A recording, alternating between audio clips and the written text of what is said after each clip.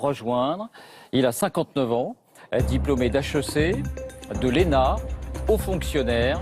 C'est sa première candidature à l'élection présidentielle. Son slogan, un choix historique pour la France. Bonsoir, Bonsoir François à vous, François Asselineau. Pour commencer, comme à chaque candidat, quel est l'objet que vous nous avez amené, l'objet qui symbolisera votre quinquennat? Un rameau d'olivier.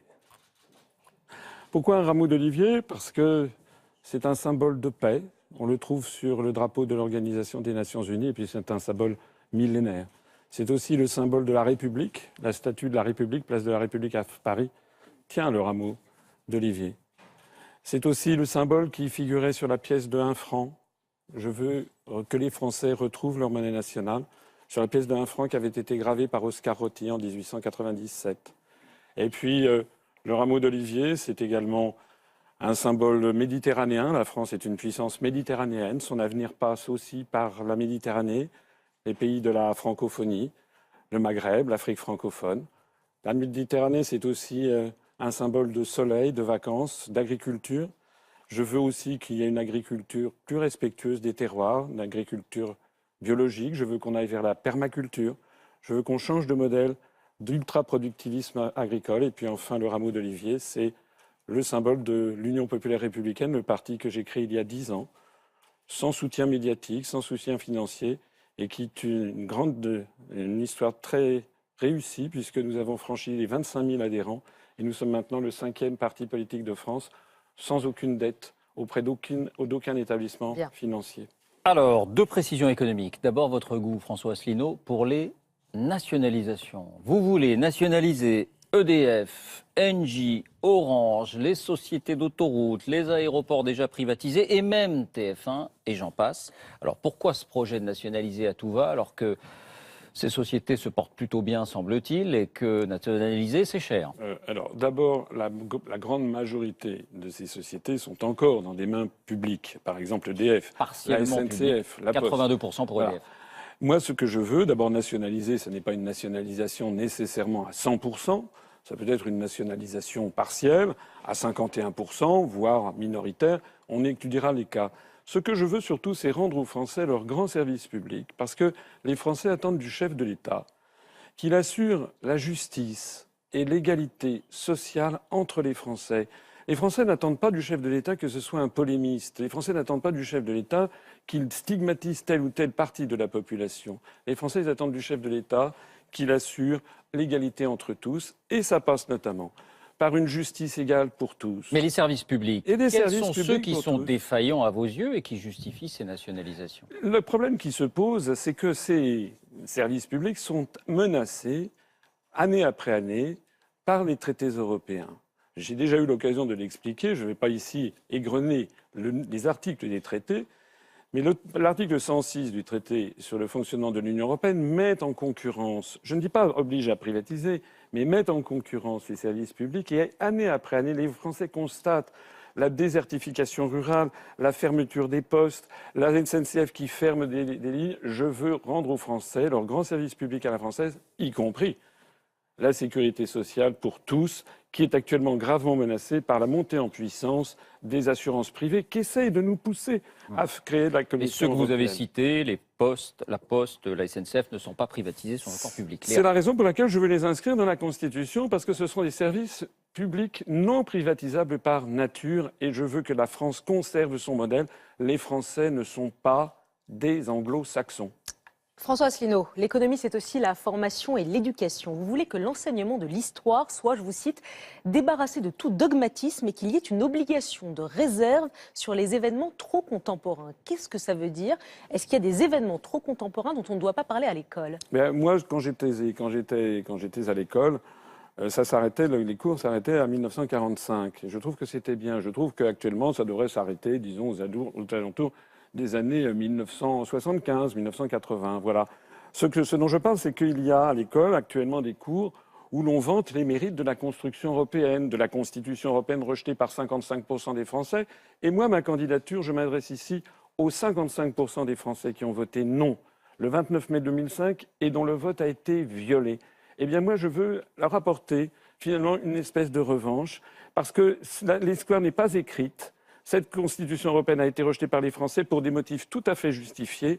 Maintenant, on va changer. Donc on ne parle pas, pardonnez-moi, on ne parle pas de la construction européenne dans les cours d'histoire, c'est ce que Si, j'ai dit 75. On peut dire, oui, bien sûr, 1957. On peut parler des traités européens. On s'arrête à 75. On peut s'arrêter. Écoutez, je ne sais pas, 70, 75. Mais c'est un principe. Donc, ce qui s'est passé récemment, la chute du mur de Berlin, le 11 septembre, on n'en parle pas. C'est un principe important parce que c'est le principe de l'école républicaine qui ne doit pas non plus manier les consciences. C'est ça la difficulté. Il ne faut pas que nous soyons dans un pays totalitaire où on manie les consciences et où toute la sphère médiatique, toute la sphère éducative, etc., pousserait les enfants à Vous apprendre avez la même l'impression que c'est le cas, que l'école manie les consciences? Je pense en tout cas que sur la construction européenne, oui, il y a vraiment, c'est un sujet qui fait débat. D'ailleurs, 55% des Français ont voté non à la construction européenne, du moins à la Constitution européenne. Les Britanniques viennent de décider d'en sortir, et moi je veux faire comme les Britanniques, appeler les Français à sortir de l'Union européenne. Alors, c'est le moment de votre carte blanche. Quelle est l'idée, le projet que vous considérez comme la carte maîtresse de votre programme? Mais moi, je veux sortir de l'Union européenne. C'est pas parce que j'ai entendu des voix. C'est parce qu'il faut que les Français sachent, je l'ai déjà dit, je le redis, que ça, c'est le programme commun du prochain président de la République française et du prochain Premier ministre s'il ne sort pas de l'Union européenne. C'est le rapport des grandes orientations de politique économique que publie la Commission européenne chaque année et qui fixe chaque année ce que doit être la politique économique et sociale de la France. Par exemple... Ce sont des objectifs qui ne sont souvent pas respectés. Ce n'est pas vrai. Ça n'est pas vrai. C'est au contraire, c'est ce que les anglo-saxons appellent la soft law, c'est-à-dire on n'est pas obligé d'en respecter une année, bien sûr. Mais année après année, on revient sur la même chose et ce qui est demandé, c'est la hausse de la TVA. C'est la baisse de l'impôt sur les grandes sociétés, c'est le gel du SMIC, c'est la mise en pièces de toutes les professions réglementées, les artisans taxis, les médecins, les avocats, les huissiers, les notaires, etc., qui vont tous se faire ubériser. C'est la réforme du droit du travail avec la baisse de l'assurance chômage. C'est le déremboursement de la sécurité sociale avec une médecine à 2 vitesses. Et bien ça, moi je fais ça. Voilà ce que je propose aux Français de faire. Moi, je veux sortir de ça. Et je propose aux Français de voir une augmentation du SMIC substantielle. Je fais passer le SMIC à 1 300 € net par mois, alors qu'il est bloqué actuellement à 1 150 € net. Moi, je propose de stopper la hausse de la fiscalité des ménages. Je propose de sauver nos services publics et de sauver la sécurité sociale qui est en train d'être démantelée. Je propose de faire des économies considérables en sortant de l'Union européenne, puisque l'Union européenne nous coûte beaucoup plus cher qu'elle ne nous rapporte. D'abord, de point de vue financier, puisque nous versons chaque année 8 à 9 milliards d'euros de plus que nous n'en recevons, et non pas 4 milliards d'euros, comme a dit faussement le journal Le Monde dans son décodex, c'est bien 8 à 9 milliards d'euros. Monsieur Asselineau, oui. Sauf que notre dette est à 60%. 60% de notre dette est libellée en euros. Si notre franc est dévalué, ça veut dire de 15 à 20%, comme on le disait avec Marine Le Pen, ça veut dire que notre dette coûtera 15 à 20% Non, pas du tout. D'abord, le franc sorti de l'euro perdra probablement quelque chose comme 10% par rapport au cours pivot vis-à-vis du dollar. Deuxièmement, une fois que la France sera sortie de l'euro restant ne sera plus l'euro. Ça sera un euro hors France, donc il aura déjà changé de nature. Troisièmement, il y a un principe général dans le droit... Notre dette restera libellée en euros tout de même. Non, il y a un principe général du droit international, ça s'appelle la lex monetae. Tous les emprunts et toutes les dettes seront relibellés en monnaie nationale, à condition que les emprunts et les dettes soient dans le droit national. Avec 10% de plus. Non, absolument pas ça, c'est absolument faux. Regardez ce qui s'est passé lorsqu'on en est passé, par exemple, du franc à l'euro ou bien du Deutschmark à l'euro. Vous savez, il y avait des créanciers qui avaient des obligations du Trésor allemand en Deutschmark, et puis ils ont été remboursés en euros. Le Deutschmark était une monnaie très solide. Ils avaient des raisons peut-être de ne pas être très satisfaits. Eh bien, ils n'ont eu que leurs yeux pour pleurer, si j'ose dire. En fait, ils ont été remboursés en euros.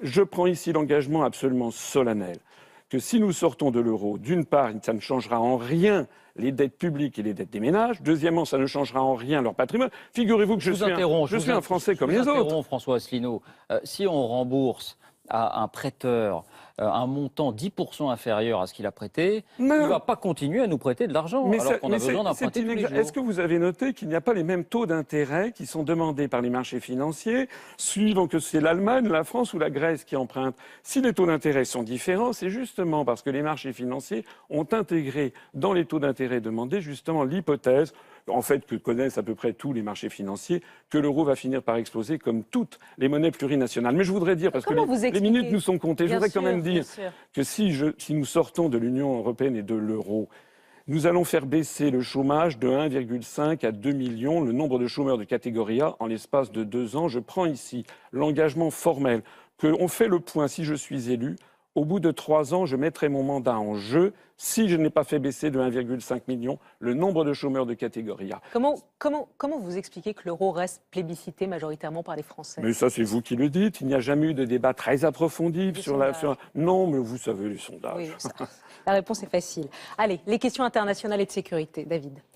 Alors, vous voulez sortir de l'OTAN et rappeler immédiatement nos troupes présentes dans, dites-vous, des guerres illégales. Quelles sont ces guerres illégales? Une guerre est illégale. Il y a un droit international, figurez-vous, qui a été codifié par la charte de l'Organisation des Nations Unies. Un État n'a pas le droit d'intervenir militairement dans un autre État, sauf si une ou deux conditions ne sont pas... Enfin, il n'y a que 2 conditions qui le permettent. Premièrement, un État appelle à l'aide un autre État pour intervenir militairement. C'est ce que la Syrie a fait, par exemple, avec la Russie. Donc la Russie intervient militairement en Syrie parce que le président Assad, qui est reconnu par 140 États et 195 États membres des Nations Unies, parce que le président Assad l'a demandé. C'est ce qui s'est passé au Mali aussi. Voilà. Deuxièmement, c'est à la demande du Conseil de sécurité, c'est l'article, le chapitre 7 de la Charte des Nations Unies, lorsque le Conseil de sécurité décide d'envoyer des casques bleus, par exemple, avec des troupes venant de différents pays étrangers. Pour le reste, c'est illégal. Et donc, j'estime, quant à moi, que la France n'a pas à être présente, soit sous forme de, par exemple, l'intervention en Libye. L'intervention en Libye est une intervention illégale. Intervention passée, mais aujourd'hui, oui, intervention passée, mais attendez. Vous estimez qu'en Syrie et en Irak, nos avions n'ont pas à être impliqués? Écoutez, regardez ce qu'avaient fait Jacques Chirac et Dominique de Villepin en 2003. Ils avaient tenu bon. Ils avaient refusé de considérer que les prétendues preuves apportées par les États-Unis d'Amérique étaient vraies. On n'était pas attaqué sur notre sol. Mais attendez, on parle de l'Irak. Ils avaient donc décidé de refuser les preuves qui étaient ne leur paraissaient pas judicieuses. Ils ont donc refusé de participer à la coalition vers l'Irak. Qu'est-ce qui s'est passé ensuite? 6 mois après, on a appris de la bouche des Américains eux-mêmes qu'il n'y avait jamais eu d'armes de destruction massive. Cette guerre a créé 1 million de morts en Irak. Je vous interromps, François Asselineau. En Irak, c'est un régime qui nous demande de l'aide pour lutter contre le groupe État islamique, en l'occurrence à Mossoul en ce moment. C'est un régime qui nous demande de l'aide et nous venons en appui de ce régime. Eh bien, nous verrons. J'examinerai, une fois que je serai élu, j'examinerai minutieusement du point de vue du droit la présence de certains conseillers, etc., dans des pays, je ne sais pas moi, je ne sais pas où est-ce que nous avons des soldats et des conseillers. Est-ce qu'on en a encore en Afghanistan? Est-ce qu'on en a en Syrie? Est-ce qu'on en a en Irak? Est-ce qu'on en a en Libye? Est-ce qu'on en a au Mali? Est-ce qu'on en a dans différents pays du Sahel? Moi, je ne sais pas, je me ferai communiquer tout ça. Vous voulez supprimer l'opération Sentinelle. Par qui ou par quoi vous voulez remplacer ces soldats qui nous protègent et dont on a vu qu'ils étaient précieux, notamment lors de l'attentat à Orly? Écoutez, ce que je dis, c'est que la France, désormais, vit dans un État qui hallucinerait nos grands-parents, parce que nous sommes maintenant dans une société avec un état d'urgence permanent, dont on a vu d'ailleurs la totale inefficacité, hélas, le 14 juillet de l'année dernière. Mais pas la semaine dernière. Voilà. Mais la semaine dernière, attendez, ça c'est autre chose. Que l'on renforce les services de renseignement, qui ont été d'ailleurs largement, désorganisés par Nicolas Sarkozy, ça c'est autre chose. Que l'on augmente les moyens de la gendarmerie et de la police. Moi, j'ai prévu une augmentation de 33% au cours du quinquennat. C'est une chose. Mais il faut aussi s'attaquer aux causes des problèmes. Et je l'ai dit, on vient de l'évoquer, les causes des problèmes, c'est quand même d'abord et avant tout notre participation ou notre soutien à un camp, à des guerres illégales. Vous y revenez. Oui, j'y reviens. La France n'a pas à prendre parti comme elle l'a fait sur la Syrie, sur la base d'ailleurs d'informations qui sont probablement erronées. Rappelez-vous l'affaire du gaz sarin dans l'attaque du massacre de la Ghouta en août 2013. Il a été maintenant prouvé par le MIT, en tout cas le Massachusetts Institute of Technology, a laissé entendre que très probablement le gaz sarin venait des troupes rebelles. Moi, je veux que la France retrouve sa position d'équilibre et de neutralité. Elle n'a pas à être le supplétif de Washington. Or, malheureusement, c'est l'Union européenne, par l'article 42 du traité de l'Union européenne, qui nous place sous la tutelle de l'OTAN, ce que certains autres candidats, en particulier M. Mélenchon, se gardent bien de dire. Alors justement, pour notre indépendance, vous voulez restituer à l'agence France Presse le rôle de service public de l'information tel qu'il avait été conçu par le Conseil national de la résistance. Vous voulez que l'AFP diffuse, vous dites, une vision française et impartiale des événements. D'abord, française et impartiale, est-ce que c'est pas contradictoire? Non, je ne pense pas que ça soit impartial. Je dis ça parce que c'est d'ailleurs plus général que l'AFP. On a un problème en France. Alors je sais que quand je parle à des journalistes, il y a un phénomène de corporatisme qui se produit. Mais les Français, vous savez, sont quand même assez choqués de constater, par exemple, qu'au moment où il y a eu la Constitution européenne, à lire les grands journaux français, tout le monde, toute la presse française, médias, audiovisuels, etc., radio, était pour le oui, en gros. Lorsqu'il y a eu l'affaire du Brexit chez nos amis britanniques, ça a été présenté de façon quasi unanime par toute la presse française comme une folie de sortir de l'Union européenne. C'est ça qui n'est pas normal. Vous savez, moi j'ai une belle-sœur britannique. Moi j'aime bien les Britanniques. C'est un grand peuple. C'est un peuple qui a été à la tête des libertés publiques dans le monde en Europe depuis 8 siècles. Eh bien, les Britanniques, au Royaume-Uni, la presse britannique, à la fois la presse de qualité et puis la presse populaire, c'est bien partagé en deux sur l'affaire du Brexit. Il y a une espèce de totalitarisme rampant en France qui est très désagréable et qui nuit Il faut que justement à l'AFP l'esprit soit de contrôlée liberté. par l'État. Non, c'est pas ce que je dis. Je dis simplement qu'il faut que les journalistes renouent avec la charte de Munich de 1971, dont les articles 8 et 9 sont à votre esprit. Léa, la photo. La photo. Alors, on a retrouvé cette photo où vous étiez directeur de cabinet de Françoise de Panafieux, c'est il y a quelques années, en 1995, lorsqu'elle était ministre. Est-ce qu'à ce moment-là, sur cette photo-là, vous pensez déjà être président de la République? Honnêtement, non. Honnêtement, non. Moi, je ne fais pas ça par vanité personnelle. Vous savez pourquoi je me présente à l'élection présidentielle? Vous allez me le dire. Parce que je pense que j'avais un grand-père. Quand j'étais petit, dans les années 65-66, il m'avait dit « Tu as de la chance, tu auras une meilleure vie que nous. » Quel grand-père aujourd'hui dit à son petit-fils ou à sa petite-fille « Tu as de la chance, tu auras une meilleure vie que nous. » On est en train en ce moment d'entraîner la France dans une société dont les Français ne veulent pas, une société d'ultra-productivisme, la loi du fric permanente. Eh bien moi je ne veux pas ça et je ne veux pas non plus que la France verse dans une espèce de nationalisme européen qui nous entraînerait vers le choc des civilisations contre l'Afrique, contre le monde arabe, contre la Russie, contre la Chine. Moi je suis un homme de paix et je fais ça en mémoire de mon grand-père. Dernière question, François Asselineau. On arrive au terme de cette campagne. La première pour vous, est-ce que vous avez un regret, une erreur que vous auriez faite, une parole que vous n'auriez pas dû dire? Franchement, non. Le seul regret que j'ai eu, c'est que finalement, les rapports des grandes orientations de politique économique, je l'ai montré à plusieurs reprises, ça n'a jamais été repris par la presse. Je suggère d'ailleurs à tous les téléspectateurs de se précipiter sur notre site upr.fr. Ça, c'est le morceau publicitaire. Eh bien oui, pour qu'ils se renseignent, puisque ça n'a pas été repris justement par la presse. Pour le reste, on a des équipes formidables. Je fais des meetings qui sont pleins. Hier, à Nantes, on avait 900 personnes, on a refusé du monde. La veille à Lyon, il y avait 1500 personnes. On a énormément de monde. Et vous savez, nous allons créer la surprise le soir du premier tour. Merci François Asselineau d'avoir été avec nous. À tout à l'heure pour votre conclusion. On vous laisse partir avec votre... Vous ne le voulez pas? Vos papiers déchirés, si vous voulez, vous le donnez. Allez, hop. Vous les scotcherez.